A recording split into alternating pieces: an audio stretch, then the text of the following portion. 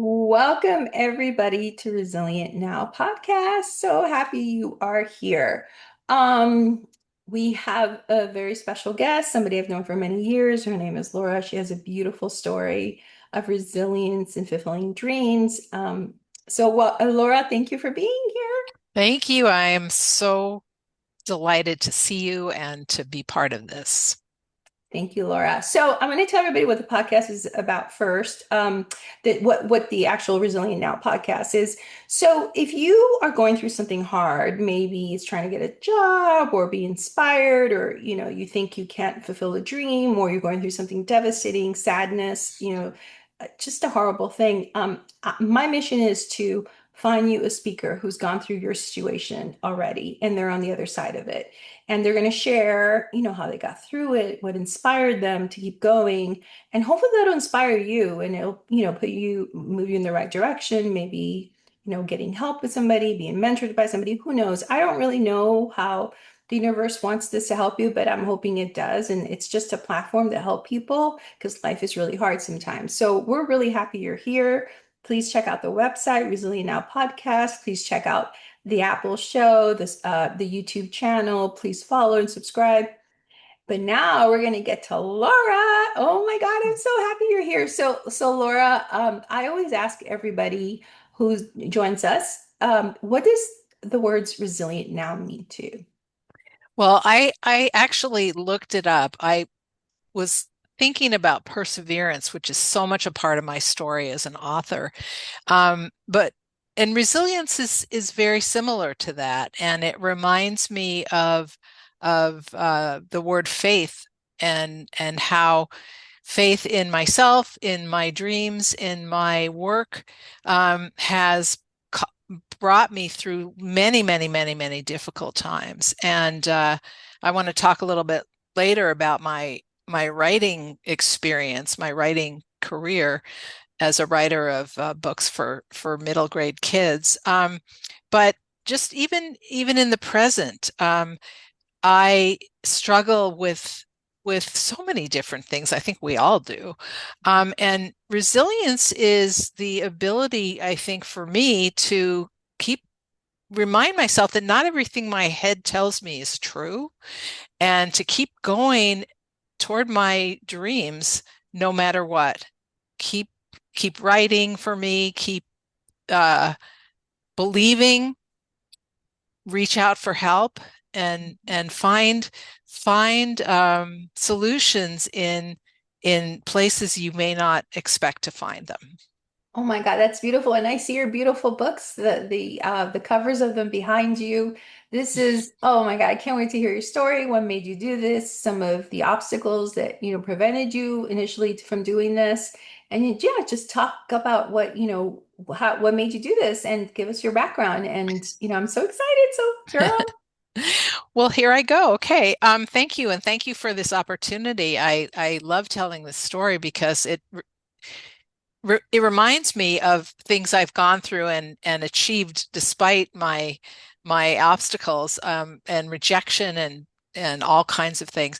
So I spent most of my working career as a public relations consultant. And in that work, I wrote things, nonfiction like press releases and things like that.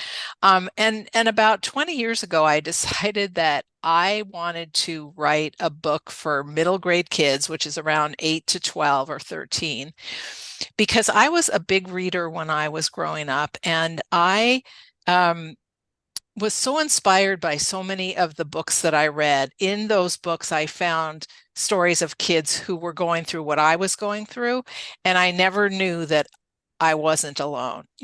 So I wanted to write a book that would inspire some kid today to recognize themselves in a book and know that they weren't alone, that they're not alone. So my first book, which is Summer of Luck, this is a trilogy. So it's Summer of Luck, Ready or Not, and the Chambered Nautilus. It's about three struggling kids who meet at summer camp, and each one is a different year.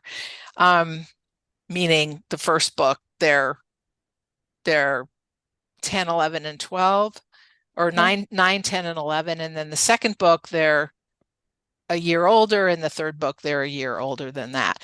And in the first book, when I say they're struggling, they each have some kind of difficulty communicating. Darby, the girl, is stutters, and Justin, the older boy, has lost his father prior to the start of the book, and he's just shut down. He doesn't talk at all. And the other kid, Naz, has just moved with his mom from Morocco to the United States, and he speaks Arabic and French, but he's just learning English. So they each have an issue communicating.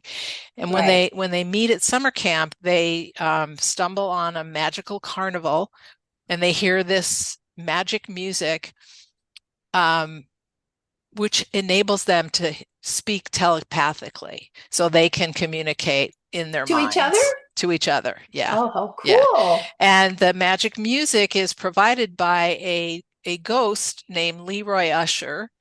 And Leroy Usher, so that's the L.U., and he's a carnival king because he's Mhm. made all these carnival rides. He helps them find their way to self-acceptance. Oh my God, So, that's great. yeah, so that's the sort of overall view of that book. And each of the kids, I don't stutter, I'm not from another country, and I didn't lose my dad until he was 99 years old. So I didn't have any of those experiences, but I sort of developed these characters so that there would be a reason for the kids to need to communicate to telepathically. And I always loved books when I was growing up that had this little, they took place in the real world, but they had these elements of magic in them. So Yeah. Love that. Love that.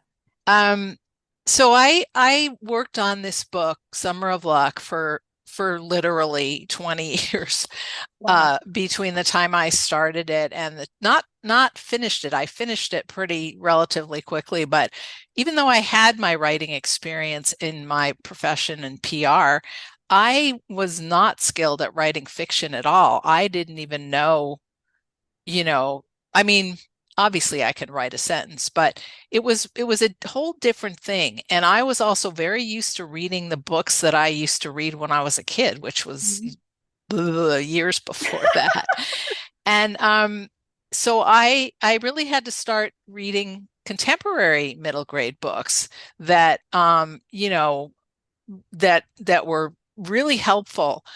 I needed to also reach out and find professional help, meaning a development editor is what I ended up with, somebody who really taught me the basics of fiction writing Mhm. and how to shift all the extraneous things in the story that didn't belong there. For example, there were a lot of grown-up point of view in the story, and I remember he said, there's you don't need that. And it doesn't matter that these two counselors have an issue of argument between them. I thought that was very important, but it wasn't Yeah. gone. So you had to So take outside, input. So yeah, and that was, so getting better at my craft was crucial. And then I started meeting other writers of middle grade fiction and commiserating with them and learning from them and talking to them and all. I mean, it was a years long process. And my book started finally getting, instead of rejection after rejection after rejection, my book finally started getting interest. it's And I have great. to say that I had to do a real um,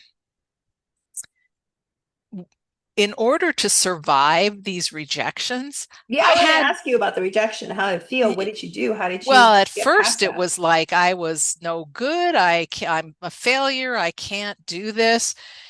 And I had to really, you know, be, because it was, I kept working to make the book better. I mean, that was part of the message. This book isn't ready for a publisher to say yes.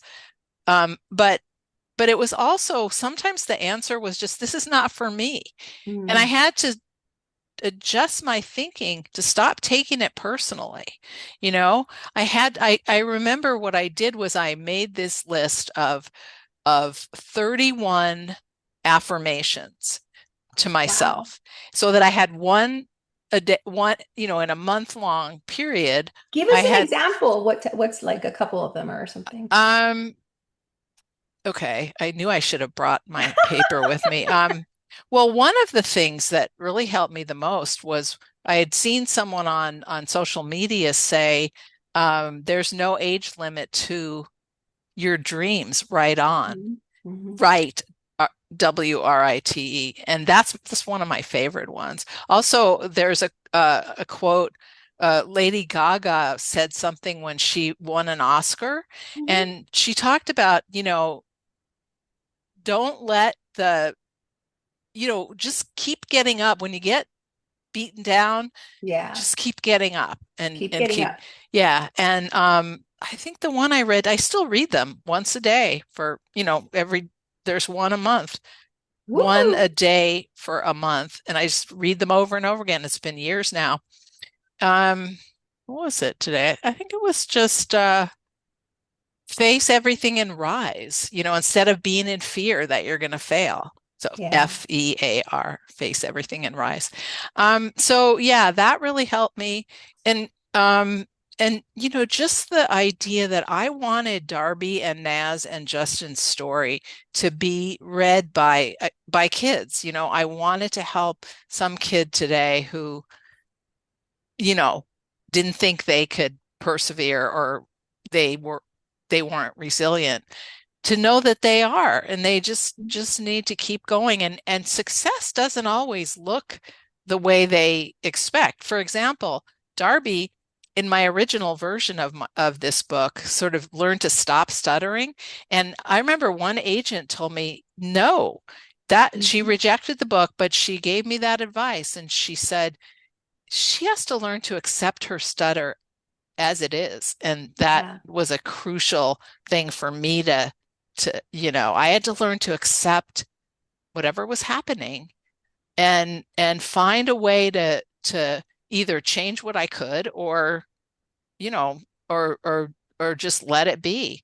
And so in any case, that I ended up, oh, and then another thing was that I got a publisher, Hmm. somebody who signed me to a 3-book contract. At this point, only Summer of Luck was written. The other, I think I had started on Ready or Not. And they published Summer of Luck. And then the next year, they went out of business. Oh So, God. yeah, so I was like kind of back where I started. But again, I just took my resilience, my perseverance, and I said, I'm going to find another publisher, which is really unusual.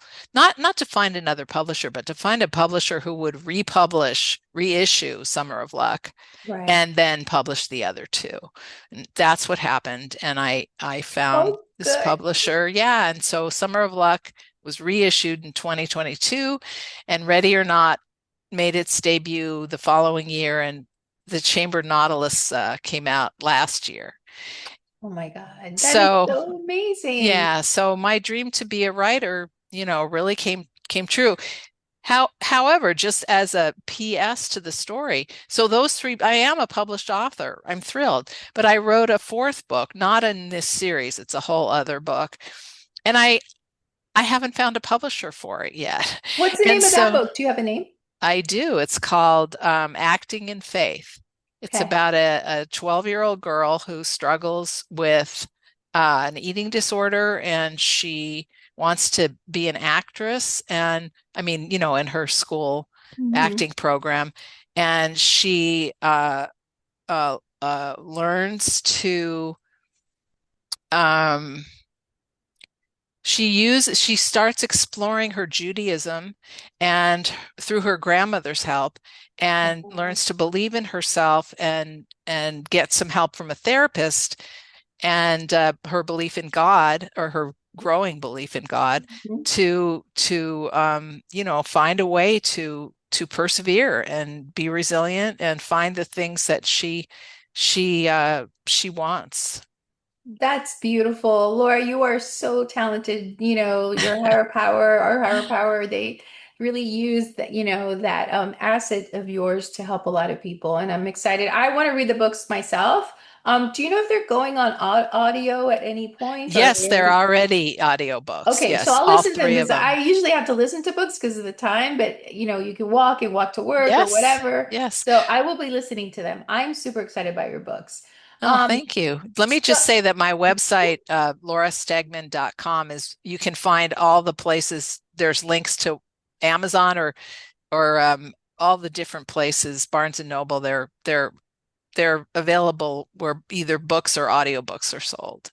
Thank you. So yes, anybody who wants to speak to any of the speakers, just email me at Resilient Now Podcast. It's on the website, and if I can, I will connect you if you have any questions. So, Laura, I always like to finish the podcast with a gratitude. It could be anything. It could be one or two things. So, what's your top gratitude right now? My top gratitude. Um, that I've lived this long and am able to have all the relationships in my life healed and just really appreciate what I do have rather than living in what I still want or don't have. I love that. That is, yes, being grateful for what you have and knowing that the struggles along the way are probably things that get you to something that might even be better than you thought of. So, and you do have a mentor, right? So I think mentorship is great. I think you've talked about that to me before. So, anyway, it was a pleasure having you on the podcast. Oh, thank you. Thank you No, so thank much for you. having me. No, I can't wait to read the books and everybody else, have a wonderful week. Stay resilient now. Remember, there's somebody out there who has gone through what you're going through, and hopefully you can find them on, with me on Resilient Now podcast, or just, connect with me. And if maybe I can find you somebody on the side. So thank you for being here. Stay resilient now.